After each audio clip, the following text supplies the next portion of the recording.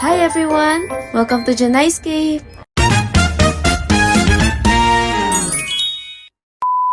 Hi! Come run with me as I take on my first 7-Eleven fun run experience. By 12:30 a.m., we are on our way to Alabang and nakarating kami sa place by 1:30 a.m. and marami na ring tao sa loob ng event grounds kaya nag-decide na rin kaming pumasok. So ayan, nasa entrance na kami.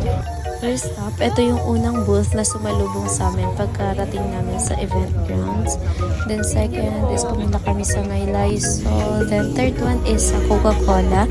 Nakakuha kami ng isang bottle ng mismo Coke. So dito sa booth ng Sito, kailangan kong ma-shoot yung mga rings na yan sa mga nakatayong boxes. And ayan, OMG, sorry talaga kay ate. Dito lang bakit sa kanya napunta yung pagbato ko na ring. So dito wala talaga akong na-shoot na kahit nisa. Ang hirap niya. Kaya ayun, binigyan naman tayo ng chance ng candies and isang pack ng noodle. After that, pumunta naman tayo sa booth ng Big Bite, CDO, and kumuha tayo ng isang peraso niyan.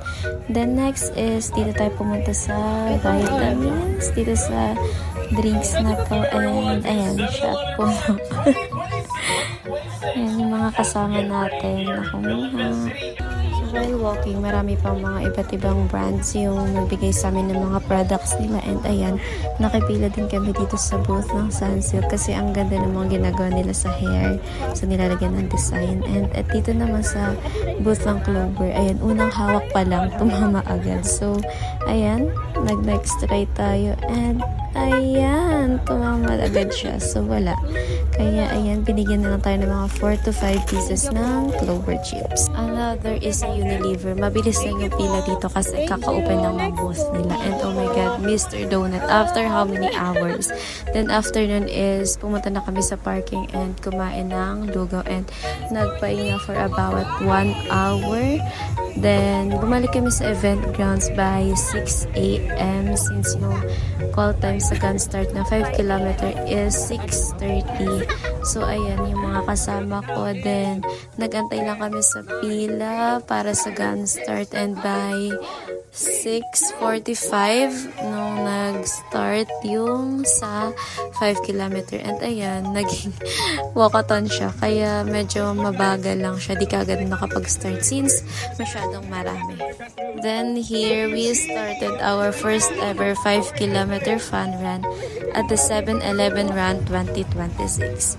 So by this time, naka 3 km naman na kami, nakakalahati na. So lakad lang, pahinga lang onte since medyo nakakapagod siya since ito nga yung first na fun run namin. Then dito naman sa Gatorade is may onting water na nag-sprinkle.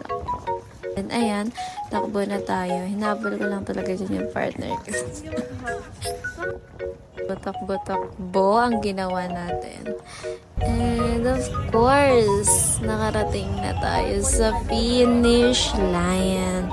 Ayan, finish line na yan. So, lakad na lang since tapos naman na yung run. And after namin makalampas sa finish line is merong booth yung Pocari Sweat wherein pumila na rin ulit ako and binigyan ako ng isang bottle ng Pocari Sweat. So dito is pabalik na ulit kami sa event grounds and dito na nag-start lahat ng kalbaryo sa buhay. Ayan, after namin kumuha ng loot bag at medal is pumila naman kami sa Cornetto para naman lumamig yung utak ko sa bad trip.